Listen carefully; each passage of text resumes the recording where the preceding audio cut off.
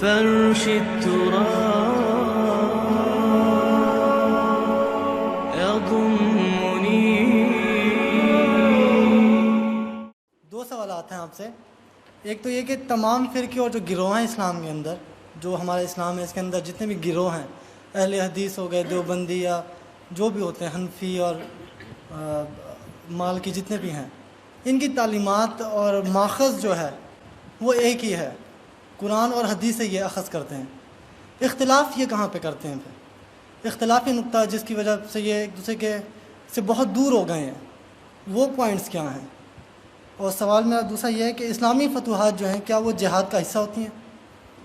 جہاد کا حصہ ہوتی ہیں اسلامی فتوحات جو ہیں، کیا وہ جہاد کا حصہ ہیں؟ اسلامی فتوحات، جی. پہلی بات تو یہ ہے کہ یہ جو آپ نے گروہ گنوائے ہیں یہ مسلک ہیں، حنفی، مالکی، شافعی، حنبلی، سلفی. اصل خرابی ان میں جو تلخی ہے اور ایک دوسرے کو برداشت نہ کرنا، ایک دوسرے کو لیے تکفیر کے فتوے دینا، یہ خرابی ہے. مسلکوں کے اختلاف میں کوئی خرابی نہیں ہے، اور یہ مسلکوں کا اختلاف بالکل سمجھ میں آ جاتا ہے کہ قرآن سے اور حدیث سے، سنت سے استنباط کرتے ہوئے ایک شخص ایک رائے نکالتا ہے، ایک شخص اسی سے دوسری رائے نکالتا ہے، اور یہ دونوں رائے ہوتی ہیں مبنی پر خلوص اور اخلاص. مثلا میں آپ کو ایک واقعہ سناتا ہوں. ہمارے ایک بزرگ تھے ڈاکٹر عثمانی مرحوم، ان کے نام سے وہ ایک جماعت بھی حزب اللہ موجود ہے، وہ ایک علیحدہ مسئلہ ہے. انہوں نے ایک دفعہ درس دیا اور اس میں نماز باجماعت کے التزام اور پابندی کے لیے زور دینے کے لیے انہوں نے وہ واقعہ بیان کیا کہ حضور صلی اللہ علیہ وسلم جب مرض وفات میں مبتلا تھے تو ظاہر بات ہے کہ چند نمازوں میں وہ مسجد نبوی میں نہیں آ سکے اپنی بیماری کی وجہ سے. جیسے ہی ذرا طبیعت بہتر ہوئی تو آپ آئے، اور آپ نے اس وقت سہارا لیا ہوا تھا حضرت عباس رضی اللہ تعالیٰ عنہ اور حضرت علی رضی اللہ تعالیٰ عنہ. ان دونوں کے سہارے سے آپ مسجد کے اندر آئے تو حضرت ابو بکر نماز پڑھا رہے تھے، وہ پیچھے ہٹنے لگے کہ حضور آ گئے تو وہ آپ نماز پڑھائیں گے. تو آپ نے اشارت سے کہا نہیں تم نماز پڑھاؤ، اور آپ بیٹھ گئے حضرت ابو بکر کے پاس. بہرحال باقی واقعہ میں بیان نہیں کر رہا. اس سے انہوں نے استنباط کیا کہ دیکھیے نماز باجماعت کی اہمیت یہ ہے کہ حضور اس حال میں بھی، جبکہ آپ چل بھی نہیں سکتے، بمشکل 2 افراد کا سہارا لے کر آ رہے ہیں، پھر بھی آپ نماز باجماعت میں شریک ہوئے.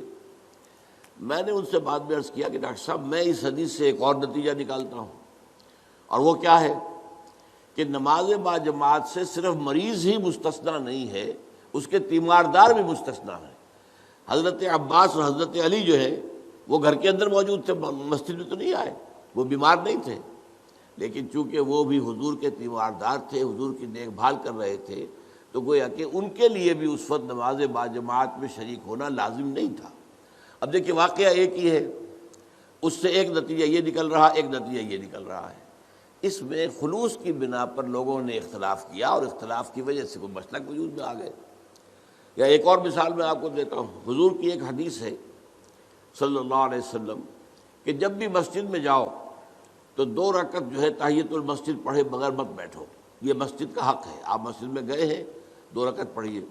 ایک طرف تو یہ حدیث ہے، ایک طرف یہ حدیث ہے کہ سورج کے نکلنے کے وقت جب تک سورج پوری طرح نکل نہ چکے کوئی سجدہ نہیں ہو سکتا. فجر کے بعد فجر کی نماز کے بعد سے لے کر سورج کے پوری طرح طلوع ہونے تک کوئی سجدہ جائز نہیں. اسی طرح عصر کی نماز کے بعد سے اور سورج کے غروب ہو جانے تک پوری طرح کوئی سجدہ جائز نہیں. اب کیا کریں؟ اب اگر ایک شخص عصر کے بعد مسجد میں آیا ہے، اب مسجد میں مغرب کی نماز میں ابھی 10 منٹ ہے، 15 منٹ ہے، کیا کرے؟ وہ کون سی حدیث پر عمل کرے؟ پہلی حدیث پر عمل کرے یا دوسری پر کرے؟ پہلی حدیث پر عمل کرتا ہے تو گویا کہ وہ ممنوع اوقات میں سجدہ کر رہا ہے. دوسری پر عمل کرتا ہے تو جو پہلی حدیث ہے اس پر عمل رہ گیا. اب اس میں لوگوں نے اصول بنایا ہے کہ جہاں کسی چیز سے روکا جائے وہ زیادہ قوی ہے بنسبت اس کے جس میں حکم دیا جائے. تو روکا جانے والا معاملہ یہ ہے کہ نماز مت پڑھو فجر کے بعد سے سورج کے پوری طرح طلوع ہو جانے تک، اور عصر کے بعد سے سورج کے پوری طرح غروب ہو جانے تک. اب اس میں اختلاف ہے. تو اختلافات جو ہیں وہ قطعاً کوئی غیر فطری بات نہیں ہے. ایک اور واقعہ ہوا حضور کے زمانے میں جب یہ جو غزوہ احزاب ہوا ہے تو جب جو کفار جو تھے جو باہر سے آئے تھے اور گھیرا ڈالے پڑے ہوئے تھے چلے گئے، تو اب حضور صلی اللہ علیہ وسلم اپنے ہتھیار اتار رہے تھے. حضرت جبرائیل آئے، آپ ہتھیار اتار رہے ہیں، ہم نے تو ابھی تک ہتھیار نہیں اتارے، بنو قریظہ کا معاملہ کرنا ہے ابھی. انہوں نے جو غداری کی اور عین جو ہے جنگ کے موقع کے اوپر عہد کی خلاف ورزی کی، انہیں سزا دینی ہے. اور چلیے حضور نے سب کو حکم دے دیا، اب کوئی مسلمان عصر کی نماز غالباً تھی نہ پڑھے جب تک کہ بنو قریظہ میں نہ پہنچ جائے، یعنی جلد از جلد بنو قریظہ کے علاقے میں پہنچ جائے. اب کچھ حضرات کا معاملہ ایسا ہوا کہ وہ ابھی راستے میں تھے، انہوں نے محسوس کیا کہ نماز جو ہے عصر کا، وہ تو اب عصر جو ہے وہ ہماری قضا ہو جائے گی، اب نکل رہا ہے، اب ہم وہاں پہنچ نہیں ابھی تک کیا کریں. کچھ نے کہا کہ نہیں صاحب کچھ بھی ہو، نماز قضا ہو یا نہ ہو.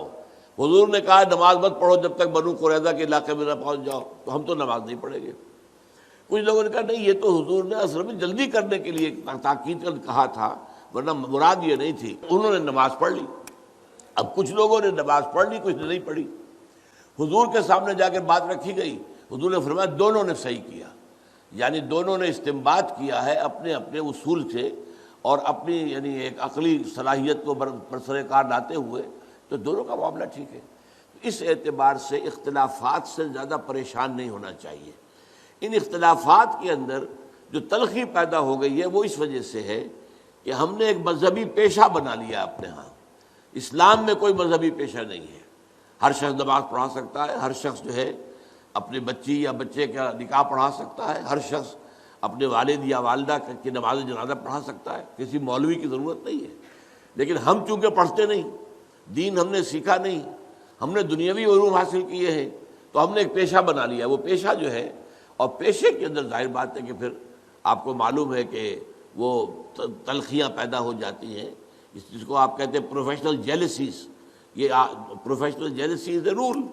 تو اس وجہ سے زیادہ خرابی پیدا ہوئی ہے، ورنہ ان مسالک کے اندر کوئی خرابی نہیں ہے. یہ استنباط کے اختلافات ہیں اور خلوص کے ساتھ کیے گئے. اب فتوحات اصل میں دیکھنا یہ ہوگا کون کر رہا ہے، کس نیت سے کر رہا ہے. ایک فتوحات وہ ہیں جو خلافت راشدہ میں ہوئی ہیں. اب خلافت راشدہ میں تو جو خلفاء ہیں وہ کامل اسلام پر کاربند ہیں. وہ شہنشاہ تو نہیں ہیں، بادشاہ نہیں ہیں، انہوں نے محل نہیں بنائے ہیں، انہوں نے عیاشیاں نہیں کی ہیں. وہ تو صفوں پر بیٹھ کر اور یوں سمجھیے کہ زمین پر بیٹھ کر جو ہے وہ حکومت کا کام چلا رہے تھے. تو یقیناً وہ سارا جہاد اسلامی تھا، لازماً اسلامی تھا، لازماً اسلامی تھا. بعد میں وہ دور بھی آیا ہے، ایک بادشاہ ہے بھی شرابی اور زانی اور ہے بھی بہت ظالم، کوئی اسلام کے اوپر عمل بھی نہیں ہے مسلمان. وہ کسی ملک کو فتح کرنے کے لیے فوج کشی کرتا ہے، تو ظاہر بات ہے اس کا معاملہ جہاد فی سبیل اللہ کا نہیں ہے. یہ تو در حقیقت اپنی حکومت کو بڑھانے کے لیے وہ توسیع کے لیے کوشش کر رہا ہے. تو یہ سارا ڈیپینڈ کرے گا اس پر کہ ہے کون جو شخص یہ کام کر رہا ہے. خلفائے راشدین نے کیا تو خالص جہاد تھا، اس میں کوئی شک ہی نہیں. اس سے زیادہ پاک اور اس سے زیادہ صاف اور پیور اور جہاد فی سبیل اللہ کون سا ہوگا. لیکن یہ کہ بعد کے حالات جو ہے جو بہت خراب ہوئے، درمیان میں کچھ درمیانی حالات بھی ہیں، نسبتاً بہتر لوگ بھی تھے، انہوں نے بھی فتوحات کی ہیں. اب ان کا حکم بھی اب آپ چھوڑیے اللہ پر، ان کے جو نیتیں ہیں، اللہ تعالیٰ نیتوں کا جاننے والا ہے. تو بہرحال یہ میں نے دو انتہاؤں کا آپ کے سامنے ذکر کر دیا کہ ایک خلافت راشدہ کے دور میں فتوحات ہو رہی ہیں اور ایک بعد میں بہت دور میں جبکہ بادشاہت اور ملوکیت اور اس کی ساری گندگیاں آ چکی اور محل بن چکے، عیاشیاں شروع ہو چکی. ایک اس زمانے میں ہو رہا ہے، تو ان دونوں کا حکم مختلف ہوگا. هي الحلقات تحفظني بآيات من القرآن، هي الحلقات تملأني بحب المصطفى العدنان.